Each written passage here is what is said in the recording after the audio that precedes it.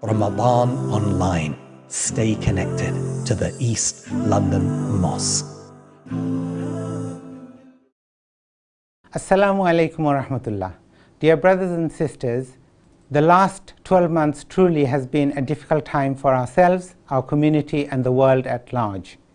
However, with difficulty and hardship comes ease.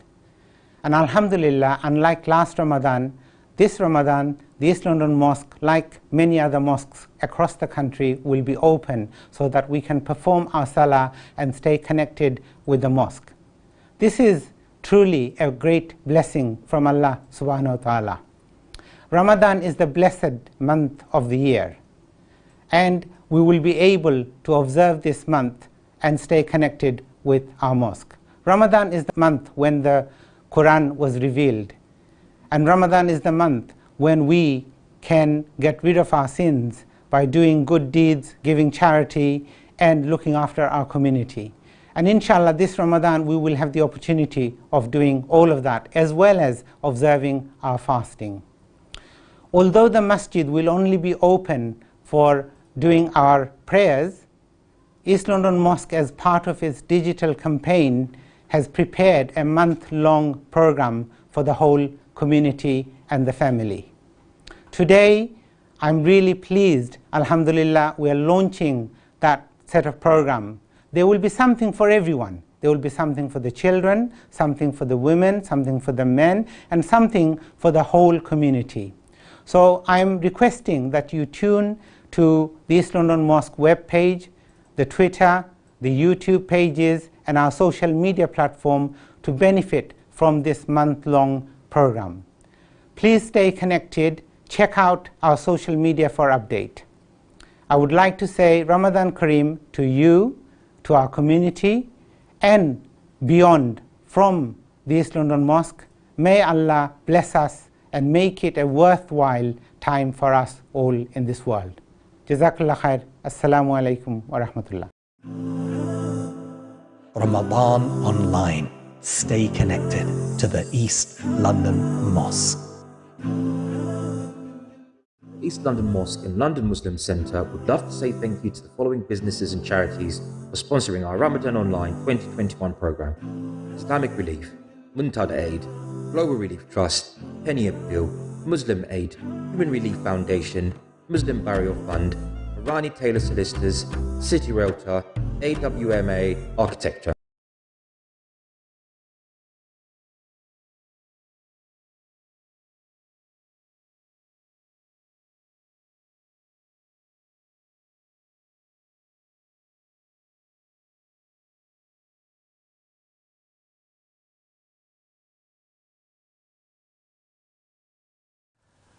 Assalamu alaikum wa rahmatullahi wa barakatuhu.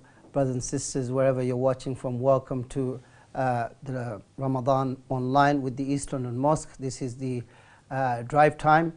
Wherever you are, join us and make sure you follow, like, share and comment, and of course later on YouTube you can subscribe and press the bell button for any new videos for notification. We are actually honored to have with us a very important and special brother who is going to be talking to us about Muslims, education in Muslims in the UK. He's an assistant head teacher at a London school, and also the chairman of the governing body of the London East Academy and Mizan primary school at the East London Mosque. Alhamdulillah, Brother Hussain Shefaar. Assalamu alaikum wa rahmatullah. Wa alaikum assalam. Welcome. Welcome to Ramadan Drive Time. Thank you for joining us.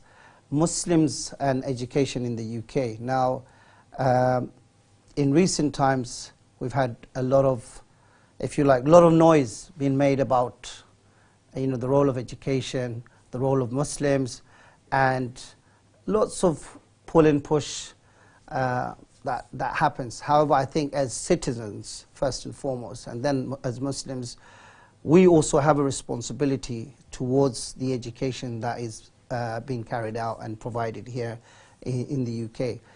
And at the same time, there's a sense of, well, my Muslim identity as well as the wider identity. So how are we to balance between those two? Thank you for having me in this show, the Drive Time show this evening. I think there's a lot that you touched on there, but I think what's really, really important is that we understand the purpose of education. And essentially for me, the purpose of education is to create better human beings who can live in our societies and be successful. And one thing that having been involved in education for the last 20 years now, I feel that my role as a teacher has been to offer better chances for our children, whatever their background, Muslim or otherwise, so that their life expectancy is increased, they are able to contribute in whatever fields that they go into contributing, and they live a fulfilled life. And I think that's really, really important that we keep this in perspective. Sometimes things will pop up, controversies and issues within schools or outside will come up, but at the heart of it, it has to be very, very clear to all of us as a society. What are we trying to do? What are we trying to achieve with our children? As a teacher yourself, and as a Muslim as well at the same time, do you find that sometimes there's circumstances where there's tension, because maybe you're a parent as well, and perhaps you have certain expectations inspired by your own faith, as well as the requirements of the system and due process. Have you ever found yourself kind of asking deep questions when it comes to, how do I navigate this journey of education and my faith? More often than not, I would say that because if you look at the national curriculum as a whole and what schools offer, I don't think there are many things that as Muslims or faith-based communities we necessarily will have a problem with. Of course, there will be ethical questions that may come up. There may be questions of the knowledge that you gain and what you do with that knowledge and so on. But that will be the case wherever you are. And I think schooling should be about challenging. School should be about critical thinking. School should be about allowing our young children, our young people to grow as individuals, having as greater exposure to the variety of knowledge that are available out there. So for me, if anything, I've found the challenges that whatever I've faced, both as a student, when I was a student, as well as a teacher, that those challenges are enriching rather than limiting. So I think if you have anything specific in mind, we can go into, but I think really I've not found a single instance where I would say, actually, this is something that I wouldn't do. And I think that's the case if you speak to Muslim teachers who work both in the mainstream or otherwise. Of course, if you are in a faith-based school, I'm a governor at the London Academy in Mizan. It's a very faith-based school where there are certain faith-based curriculum, which is the Islamic syllabus that is being provided. But of course, the national curriculum is provided as well. And we don't find that tension to be that huge for us to worry too much about. I mean, when it comes to Muslims, the majority of the Muslims, which is around 3.5 million Muslims in the UK, majority of their children are going to quote-unquote state schools. And that's where most of their education is happening. So you have not a huge number when it comes to faith-based or private schools. Now, do you find that there is a gap? Because there's one which is faith-based and one that is wide and encompassing. Are there any challenges? Do some of those students who come out of faith schools find it difficult to navigate in wider society rather than, I suppose, I went to a state school, so I mix with Muslims, non-Muslims, people of different ethnic origins and so on and so forth, whereas within a faith space or school, it's quite, everyone's from the same faith, so their sense of exposure to the other may not be that great and limiting, and therefore let's say when they leave that faith school and then they go into work life, are there challenges? Well, I think it's really important that we don't see, say for example, faith-based schools, Islamic schools and so on, that much dramatically different from quote-unquote state schools. If you think about it, what's happened in the last, say, 10, 15 years, you've had a dramatic rise in, for example, free schools and schools that are independent schools that are, or even academies, which have a certain slant on a certain area. For example, they may be specialist in music, they may be specialist in the arts, so they may be specialist in science or computing or whatever it is. The way you can see the faith-based school is that they're specializing in a particular faith. Right. And I think that's one way to look at it. And the other thing is that faith-based schools in the UK certainly is not something new. Majority of the schools are church schools. Church of England school. Church of England probably owns a lot of schools. A lot of schools. And so even if you look around, I mean, I can just a few steps away from here, there's about 3 church schools that I can name. And so if you think about it in those terms, they've never been a hindrance. In fact, even those people who are not from that particular faith have aspired to go to those schools and send their children to those schools. But I think you ask a very pertinent question, which I think we do need to discuss, which is, can, by learning a particular faith, does that limit you from engaging with others? And I hope that certainly the school that I'm a governor at, and I work with the teachers closely and I work with parents and so on, that's not our aim. And I know faith-based schools, whether it's Muslim or otherwise, across the country, who are definitely trying their best that doesn't happen. If anything, you having worked in faith-based school in the past, we've always tried to make sure that they're engaging with others who are not from their faith and no faith at all for that matter. So I think if you look at the schools across the country as well, a lot of Muslim schools and also any other faith-based schools have come on top, both in academic results and in terms of aspirations and so on. So the empirical evidence has to be there for us to say, if you go to faith-based school, you can't engage with others. That is not very clear. You certainly have a danger of falling into that trap, but I think generally speaking that is not necessarily the case. So I think what it does do, I mean, me as a teacher working in a comprehensive school, is that by working with a faith-based school, what I'm doing is I'm offering a chance, an option, a choice for the parents, that if they want to send their children to this type of school, they can do that. And this has been generally the case that's come certainly from government over the last few years, which is offering that choice to parents. And I think that's the way we should look at it. Great. For those who've just joined us, you're watching Ramadan Drive Time on Ramadan Online with the East London Mosque. If you have any questions, if you have any comments, of course you can leave them on the chat. Maybe sometime we will be able to come back to those, if not in this show, maybe in others. If you're watching from somewhere very far, would like to get your views on education wherever you are, in North America, South America, for example, in Europe, it would be interesting to get your insights in regards to how you're educating your child as a Muslim. Maybe you're in a country where the population of Muslims is very small, and therefore perhaps some of those decisions become even more tough and more difficult. So would like to get your comments and get your feedback. Definitely do follow us, like, share and comment, and of course subscribe to the YouTube channel for new videos and notification. You press the bell icon. Now coming back, Brother Hussain Shefaar, parents play a very important role in the education of their children.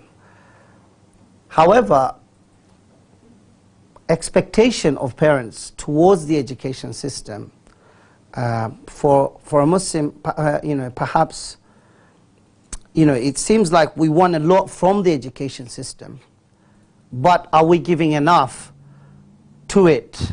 Do we have enough ownership of the very school that my son or daughter or grandchildren go to? How involved am I? Am I only concerned when there's an issue about, oh, there, suddenly, accidentally, there was a sausage, pork or something like that being served on the dinner table, and that came back, and then a group of us parents made that into a big issue, and that's really what we've done, rather than being more proactive and looking at all the great things that the school and the education system provides, and how we can have more ownership of that, and celebrate as well as find ways to even enhance that. So often, Muslims are making noise when it feels like, something is not being offered to us. But are we offering enough to the education system as parents? I think you probably asked and answered it to a very large extent. I certainly don't want to discourage people from raising concerns or feeling like they're not being heard or things like that. But I do think it's very, very important. Again, it's going back to what is the role of the parents. And parents are there essentially to, and this is so important, that there isn't a partnership between parents and schools. And it's not about us against them. And it's parents working with the children. And of course, I'm slightly biased here. I work with different schools. So I would say that. But I'm also a parent. So when I'm a parent and I'm going to my children's school, the way I look at it, my first and foremost thing is to work with the school. And so how do I, as a parent, how do I, as a community individual in the community, contribute to this school and to the education of the children? I think that's the way to look at it. And I think that would be really, really helpful. Of course, certain things will go wrong in that agreement or that partnership. And we've got to find ways of raising those concerns and communicating those concerns as well.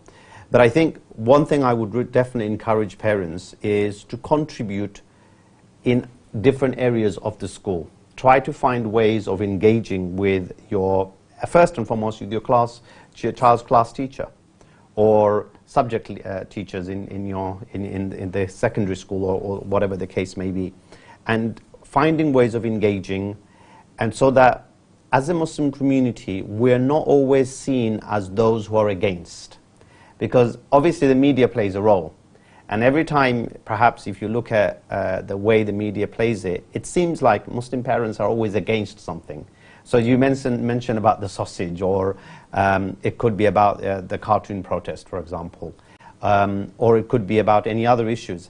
But it does feel like sometimes, are we just always going to be against things? What about being for things? What about how bringing something to the table and saying, this will be really, really good? I'm not saying this is not happening. A lot of parents are doing that. But how do we turn the media cycle of this group of parents are always against something to one where these Muslim parents are doing this, and of course, a lot of the media won't highlight those things. We understand that. But how do we turn that around? I think that's the challenge that we have. There's nothing to discourage people from raising concerns, as I mentioned, but I do think that we've got to find ways of being contributors to our schools and seeing the engagement with the school to be one that is beneficial. Because ultimately, let's face it, the schools, the teachers are taking our children and they're teaching them for 5 days a week at least, and for a certain number of hours each day. And so having that relationship is really, really important. And I think parents should see that very, very carefully and see that as an enrichment, as a way to engage rather than find faults whenever something's go wrong. So I suppose what you're saying is that if there's much more proactive connection with the school, with the teacher, with the subject, with the extracurricular, I beg your pardon, that's much more reflection of ownership and engagement, as opposed to suddenly being reactive. Yeah. Maybe that reaction could have been avoided if there was much more involvement in the first place. Yeah. And sometimes there could be genuine mistakes, but if people like ourselves as parents and guardians are involved, much more earlier on, some of these issues may have been dealt with very, very responsibly and very easily. So there's definitely an opportunity and a role for much more proactive contribution and ownership in terms of education. Something very controversial and very difficult, perhaps kind of as a parent myself, I'm also trying to work out how do I navigate is the SRE and the legal requirements of SRE and everything that comes with it. It's just taken a lot of us parents, you know, if you like, we don't know how to deal with it. How do we deal with it? Right. I thought this question might come up at some stage. I think the first thing to ask ourselves is, what do we know? Because sometimes, let's face it, I've read some WhatsApp messages coming my way and seen some things that are being said that are just not true. That's something that we've got to also see. That do we have the right information available? Are we getting information about what will be taught? And it's not come into force yet. It will be from this term, really, where schools have been asked to teach from. And a lot of schools will teach a lot more and fully from September. So, first of all, as we would say from our own faith perspective, which is ascertain the truth. What is the information that's come to you? And verify that this is what is being taught in your school. So that's the first thing to be very, very clear about. Because sometimes it could be the case that what you've got as an information is being taught in a particular school. But that's one school. Is that being taught in your school, in your child's school? That's something that you need to go and find out. Because the whole SRE, both in primary and secondary, it's not universally been taken as one whole, here is the package, and it's the same across. And this is where there is space for parents. There is space for parents to engage with the school and say, look, what are you teaching? And we want to be involved. We want to know how we can contribute, as we mentioned earlier. So, ascertain the facts, engage with the school, see where you can contribute in. And the other thing is to keep in mind is that, yes, there are certain things that are part of the legal requirement, which you can't get away from. The schools can't get away from, even if they wanted to. So being very, very clear, what are those legal perimeters that schools have been given? So if I've been asked that puberty needs to be taught, then it's something that needs to be taught in primary. Okay? Now, there's lots of message, oh, they're teaching puberty in year 1, at the age of 5, they're teaching this. As far as I know, that's just not true. Now, there could be a school who, somehow or another, they've decided to teach that. But I don't know any school personally, and I'm engaged in a number of different schools who have decided to do something like that. However, is puberty being taught in primary? That's the legal requirement. That's a science requirement as well. In terms of respect for diversity, that respect for diversity is universal. These are part of the protected characteristics, as you know. So that's something that, again, we got to accept as part of living in this society. But again, what do we mean by that? And how much teaching is being done? Okay, that's again, school to school, it will differ. And what's really important is that you get the right information, both from the sources, like the DFE and so on, but as well as engage with your school to find out what they've decided to do. Because I can tell you, one school in one area, literally you can walk down, they might have decided to teach slightly differently. So be very, very clear. And, you know, I think sometimes we're getting the right information and sometimes we're getting the wrong information. And I think in this debate, it's really, really important that when we go to, sometimes I've seen parents have come and they've said, you're teaching this to our children. And you can just get a piece of paper and say, look, that's not being taught at all. So again, the schools should show you. You know, they've got to show you their policy. They can show you the resources that they're using. They can show you what lessons are being taught and how they're being taught. All of that information you should be asking the schools to provide. Now, if the schools don't provide you that, then you can take further steps to see how you can speak to other parents, you can speak to the governing body members and so on. Those steps can come in, there's no doubt about it. But I think majority of the schools would engage with that and make sure that they get the information out there. But it's really, really important that people engage with the school, people hear things out first, and make sure that they're also airing their views within the reasonable grounds that is available. Thank you very much. For those who've just joined, you're watching Ramadan Drive Time with Ramadan Online, a project of the East London Mosque. Wherever you're watching from, don't forget to like, share, comment, and follow, of course. And on YouTube, subscribe and press the bell icon below for new notifications.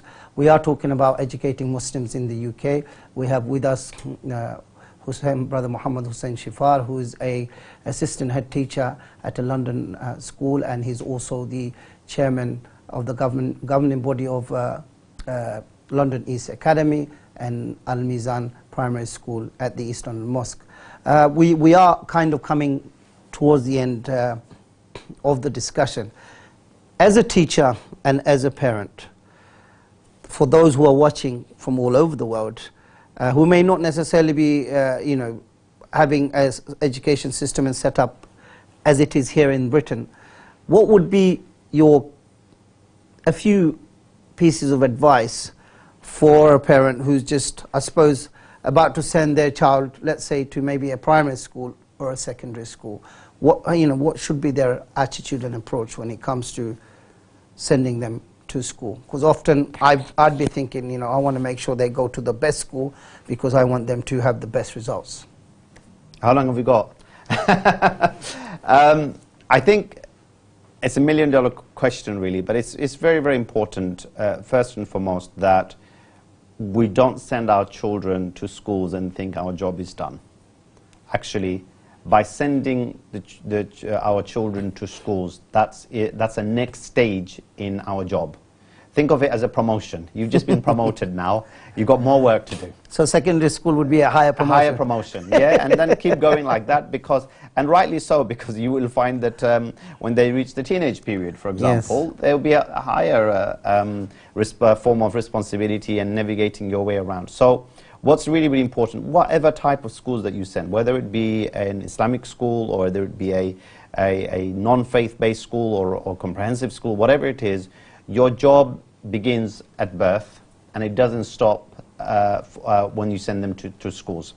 And this is why I come back to one of the main theme of our discussion, which is engaging with the schools, engaging with the class teacher at the first and foremost, and other members of the school. So that would be the first thing, that don't think this is the end, this is the beginning of your parenting responsibility, if any. Second thing is, you kind of alluded to, do you go for a particular type of achievement and so on. At the heart of, if you look at Islamic education, is character development. So our focus should always be on how do we develop the character traits of kindness, of resilience. I mean, if one, the East London Mosque did a video, last year on this, where I presented about resilience. It's a very important character trait, especially in this particular period of time of pandemic. Mm-hmm. How do we remain resilient in very difficult times? Of love, it's a character trait, because that's one of the prophetic characteristics. And Luqman alayhi salam teaches his son. There are different, again, about patience, for example, right? So how do we ensure that our children can develop themselves and develop their character? And what's really wonderful about this is that, and there are several researchers out on this, is that if you can develop good character and children who are able to deal with different aspects of life, they can also do well academically. And a lot of the times you will find that the focus is so much on how do I get the results, but not on the other, is that what you have some children, for example, when it comes to challenging situations, they don't know how to deal with it. So if there is one thing that we look at as parents, especially coming from Islamic background, is the whole child. That this is a child whose mental, emotional health needs to be maintained and enhanced and supported. And of course the academic side. And don't forget the fun side as well. So the other side to it is, as parents, what are we doing to ensure that our children aren't just bombarded with just academic knowledge and with religious knowledge and so on. And a lot of the times, for example, our children are going to school and then coming home and then going straight to an evening school. What times are we finding so that they have a chance to express themselves in other ways? Are we utilizing the weekends and so on? But on the other side, we shouldn't neglect that as well. For example, we have the SRE Islamic School, which is based here, which is trying to kind of complement some of the education that is being provided in mainstream schools, so that children are getting that other kind of perspective on things, so that they are learning their Qur'an, they're learning the Hadith, learning how to pray and so on. So there is a wealth of information available. I would particularly direct, especially the Ramadan is coming, the month of Qur'an, the advice of Luqman alayhi salam, where all the key priorities that we should have as parents is actually given in his advice, which is about salah, about patience, about enjoining what is good and kind of discouraging from evil or bad, or just kind of engaging in things that are good. And that's a whole child who is trying to interact in society, in community, wherever they are. So education begins with the parents. Thank you very much. That's a big responsibility. Parenting is not a small one. It's a massive responsibility, and education is an even bigger responsibility. There's probably a beginning, but not necessarily the end, because education is, every opportunity can be an educational opportunity if we really think about it and really want to benefit from every occasion that we get. Thank you for your time.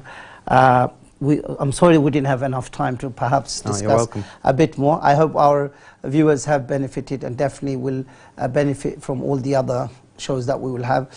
Just to say, Ramadan Drive Time on Wednesday will be with Ibrahim Khan, the Islamic finance guru, who will be talking about the subject of Muslim attitudes towards wealth. So don't forget to join at the same time from 5 p.m.